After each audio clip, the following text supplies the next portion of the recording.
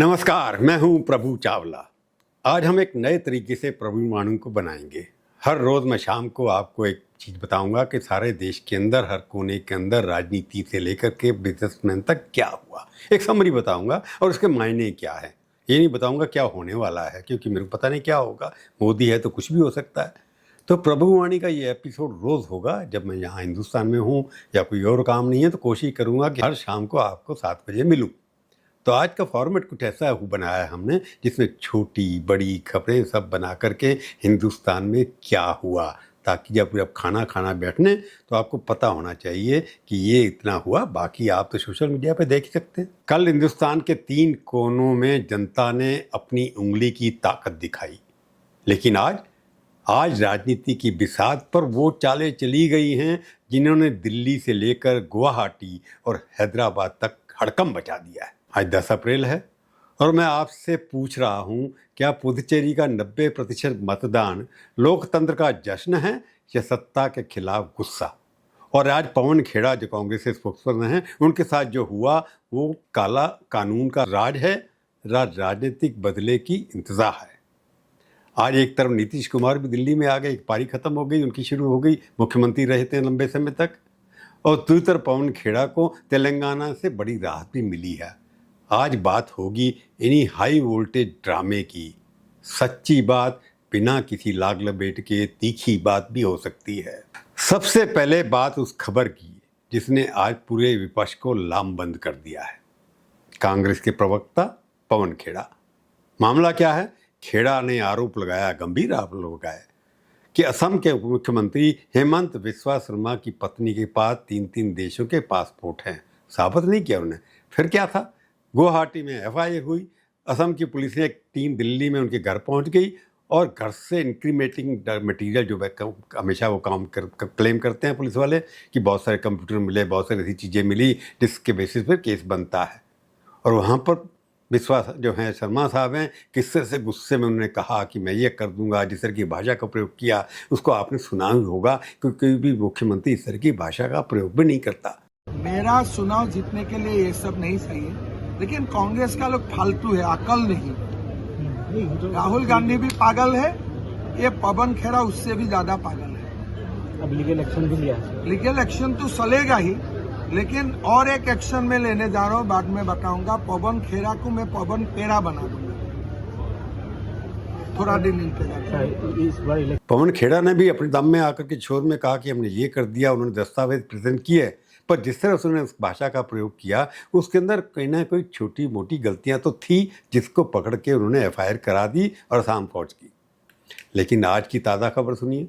Telangana high court ने जब पवन खेड़ा को 1 हफ्ते की अंतरिम राहत तो दे दी है कि आप ट्रैवल कर सकते हैं, उसके दौरान को नहीं पकड़ा जाएगा। अदालत ने असम पुलिस को निर्देश दिया है कि 1 हफ्ते तक उनके खिलाफ कोई कठोर कार्रवाई नहीं की जाए, यानी कि पकड़े जाए। तो मैं आपसे पूछ रहा हूँ, क्या एक प्रेस कॉन्फ्रेंस के बयानों पर 100 पुलिस वालों का दस्ता किसी के घर भेजना सही है? ये एक राजनीतिक सवाल है। उन्होंने जो कहा है उसके ऊपर इंक्वायरी होनी चाहिए। अगर वो झूठ बोला उनके ऊपर केस होनी चाहिए, सज़ा मिलनी चाहिए। मैं इस बात को नहीं कह रहा हूँ।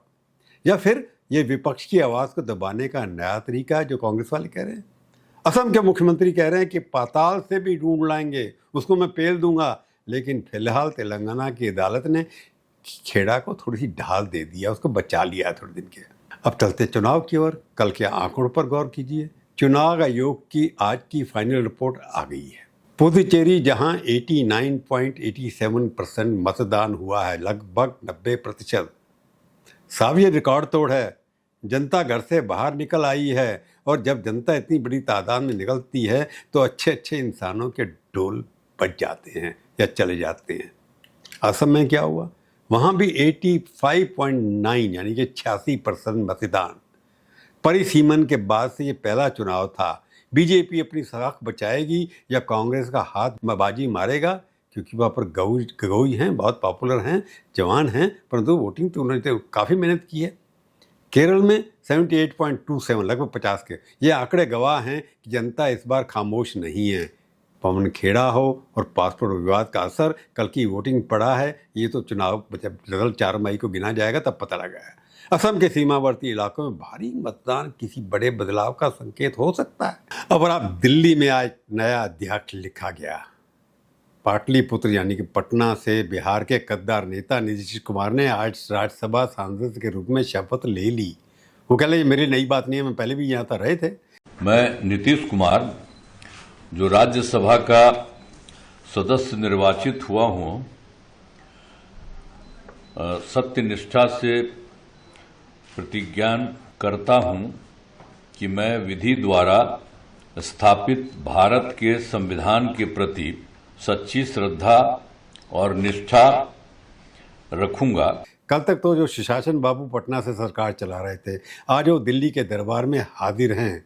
प्रधानमंत्री मोदी की मौजूदगी में हुई ये शपथ क्या बिहार की सत्ता में किसी बड़े फेरबदल का इशारा है? और मुख्यमंत्री तो बदले जाएंगे, ये तो इशारा है। क्या यहाँ भी मंत्री बनेंगे नीतीश कुमार? उनको बंगला सबसे बड़ा मिलने वाला है। सूत्र बता रहे हैं कि 14 अप्रैल को बिहार को नया मुख्यमंत्री मिल सकता है। क्या नीतीश कुमार अब केंद्र में नंबर 2 या नंबर 3 की भूमिका दिखाएंगे? मेरी नज़र इस पर है, क्योंकि नीतीश बाबू जब शांत होते हैं समझ लिए कि कोई बहुत बड़ा सियासी भूकंप आने वाला है। वो मुख्यमंत्री किसको बनाएंगे, यहाँ मंत्री बनेंगे, रेलवे मंत्री दोबारा से बनेंगे या कोई बड़ा महकमा मांगेंगे, तो देखनी बात है। और अंत में आज बात करता हूँ बंगाल की। आज गृह मंत्री अमित शाह ने कोलकाता में बीजेपी का संकल्प यानी कि मैनिफेस्टो जारी किया। क्या क्या वादा किया वही जो सब देखते हैं। महिलाओं को हर महीने 3,000 रुपये और 1 करोड़ नौकरियां मिलेंगी। हर जगह प्रॉमिस होता है, हर स्टेट गवर्नमेंट ने। अब तमिलनाडु में भी ये हुआ, केरला में भी ये हुआ, सब जगह मुफ्त में पैसे बांटे जा रहे हैं, नौकरियां दी जा रही हैं। कौन गिनता है? चुनाव तक बाद में देखेंगे। शाह ने ये भी कहा कि बंगाल को सोनार बंगला बनाने के लिए घुसपैठ को जड़ से मिटाना होगा। ममता बनर्जी ने इस पर कड़ा एतराज जताया है और उसे चुनावी जुमला करार दिया है। 23 अप्रैल को पहले चरण का चुनाव है और आज के इस मैनिफेस्टो ने बंगाल की खाड़ी में राजनीतिक लहरें तेज कर दी हैं। पहले से तेज थी क्योंकि वहाँ पर जियो और मरने की एक सिंपल बन गया है। तो साहब कहानी ये है कि एक तरफ रिकॉर्ड तोड़ वोटिंग हो रही है, दूसरी तरफ पवन खेड़ा जैसे नेताओं पर पुलिसिया शिकंजा कस रहा है और तीसरी तरफ नीतीश कुमार जैसे खिलाड़ी अपनी नई पैरवी शुरू कर रहे हैं। तो कुछ हो रहा है। भारतीय राजनीति इस वक्त उस मोड़ पर है जहां हर पर एक नया सस्पेंस है। क्या अदालतें विपक्ष की ढाल बनेगी? क्योंकि सुप्रीम कोर्ट को क्या भारी मतदान सत्ता परिवर्तन लाएगा? अपनी राय कमेंट में ज़रूर रखिए। मैं हूं प्रभु चावला। आज की प्रभुवाणी में केवल इतना ही। कल फिर बात करेंगे शाम को। तब तक के लिए नमस्कार। पर जाने से पहले मेरा एपिसोड देखिए, सब्सक्राइब करिए, शेयर करिए, कमेंट लिखिए। अच्छे बुरे मट्ठे मैं सब पढ़ूंगा पर बुरा नहीं मानूंगा। जय हिंद।